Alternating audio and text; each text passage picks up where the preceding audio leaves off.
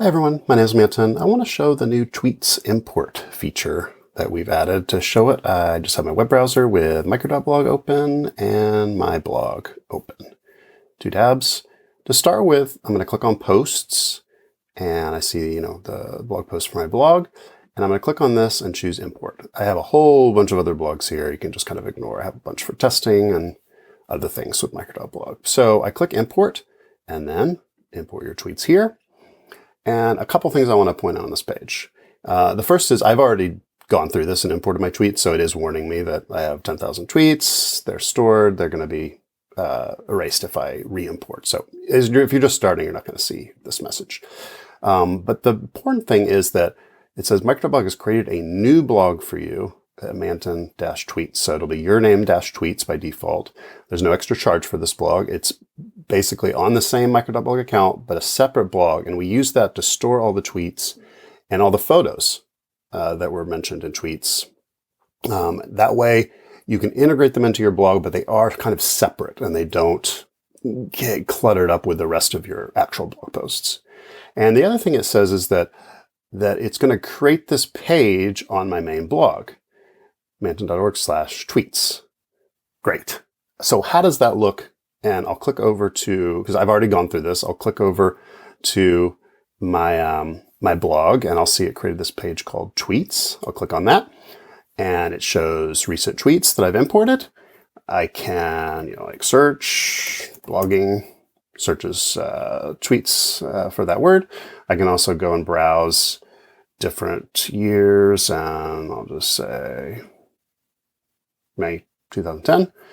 This is an old Twitter archive where I stopped tweeting, so there's a bit of a gap in there with some of these years. But all my tweets are there. I can search through them, and they feel integrated with my blog, with the style and the design of my blog. Great. So I'll show quickly a couple of things. One is where all the tweets go, and how do they get integrated into my blog.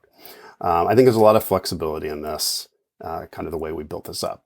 So again, the tweets go to a brand new blog. So how do we get that? Let's go to posts and I'll click on this arrow again. Again, I have a whole lot of blogs. Most people just have one, but if you use this feature, you will have two.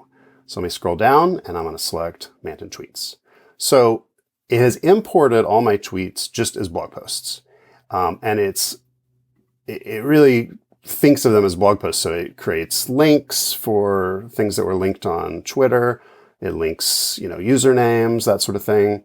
It imports all the dates and times of when I was tweeting. And it also takes any photos in tweets and stores them in Micro.blog just as if they were a photo you were uploading so that it's on your blog. So if I click on uploads, I can see these. Actually, these are from a different Twitter archive that I was testing with. These actually started on my blog, coincidentally, and then I've imported them again. But if your actual had tweet photos, they would show up here. And then, again, they're stored outside of Twitter, separate from Twitter. If I click back on, let me click back on pages, and these are standalone pages for my blog. And this is where the tweets page is stored. So if I go back down and select my tweets blog, if I go to select my actual blog, manton.org, I can see a whole bunch of pages. And this is the tweets one. And there's actually nothing really there. There's this one kind of special Hugo shortcode. We use this for generating pages on your blog. And it just says tweet archive, and it has this number. And that number happens to be the ID for the tweets blog. And when Micro.blog sees this, it installs a special plugin that handles this. If I click on plugins, I can see I got a whole bunch of plugins that I've been testing on my blog. Right at the bottom, tweet archive. And all this plugin does is create this page. All the JavaScript, HTML, all that sort of thing is in this plugin, which is really nice because you could take the HTML from the plugin and the JavaScript, and you could just put it anywhere you wanted on any other blog, even outside of Micro.blog, and you get this nice interface and you can style it however you want, that sort of thing. So there's two sections after you've imported your posts.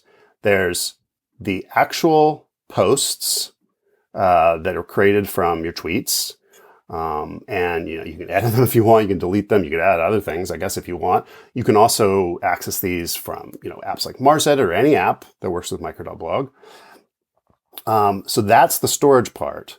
And then there's that tweet page, which allows you to search and browse inside a separate blog. Of course, this is a full blog, so I can do things with this like create a custom theme or have different templates and things that process my tweet. I can create a different domain name for it. So if I click on design, I have some different options here, including getting a different plugin to change it. But I could also create like a subdomain, like I might want like tweets.man.org or something. That doesn't work. I don't have that set up, but I could if I wanted to. So we try to be really flexible.